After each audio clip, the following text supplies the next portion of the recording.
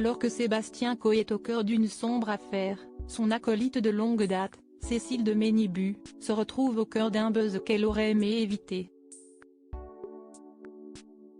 L'animatrice a donc décidé de réagir pour la première fois depuis le début de l'affaire. Coé, animateur star de la radio Énergie, fait l'objet d'une plainte pour 2 viols, dont un qui se serait produit sur une jeune femme alors âgée de 16 ans. Des accusations qui font grand bruit et que Sébastien Coé nie en bloc. Comme toujours, X s'est accaparé l'affaire et depuis plusieurs jours, une séquence bien connue de l'émission Coé TV sur Fun Radio en 2006, ressurgit. Il s'agit de celle où Cécile de Ménibu, co-animatrice du programme, s'est retrouvée face à un Rocco Siffredi, star du porno, dont le comportement était inadmissible.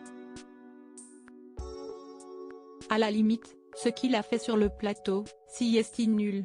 Ce qui est terrible, si est ce qu'il a fait en coulisses, me choper et me fourrer sa langue dans la bouche. Je l'ai dégagé, j'ai appelé la sécurité, c'était très compliqué, avait-elle expliqué il y a un moment pour Gala. Coé avait également évoqué cette affaire pour Pure Média. Aujourd'hui, il faudrait le sortir avec la police. Ça fait partie de ces choses qui faisaient rire à l'époque et aujourd'hui ne fonctionnent plus.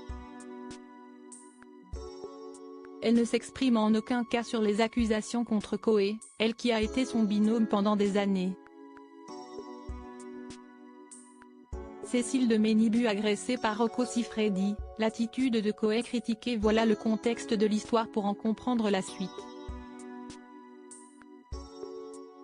Cette séquence refait donc le buzz suite au post sur X du compte Alerte Justice, derrière qui se cache un juriste avide de paix et de justice, ni raciste, ni antisémite, ni islamo-gauchiste, ni ultra-droitiste. Celui-ci a ressorti la séquence en l'associant à un vieil article du Parisien titré « Agression de Cécile de Ménibu par Rocco Siffredi », Coé lui reproche de trop en parler. Cécile de Ménibu sort du silence sur X, un post qui a choqué l'animatrice qui lui a répondu avec un long message. Le voici tel quel: « Cher monsieur, depuis le 17 novembre vous avez posté cette séquence. Avez-vous un seul instant pensé à moi? Vous êtes-vous demandé si d'ouvrir chaque jour mon compte et tomber sur les répercussions de votre tweet pouvait avoir un impact sur moi? Pourquoi ne pas m'avoir demandé si je pouvais être choqué de voir et de revoir ce moment? Si est visiblement Coé que vous visez. Vous avez tort. Le seul responsable de cette situation si est #Rocco Siffredi. Si est lui qui me manque de respect et qui ajoutera un acte déplacé dans les coulisses. Je me suis déjà exprimé sur ce moment. Vous m'obligez à recommencer. Protéger les victimes ne vous semble pas primordial? Dénoncer. Cela a été fait maintes fois. Vous mélangez les époques. Bien sûr qu'avec nos yeux d'aujourd'hui les voix s'élèvent. Mais à l'époque les choses étaient différentes. Oui, je déteste cette séquence, mais nous sommes tous un peu responsables d'avoir laissé faire.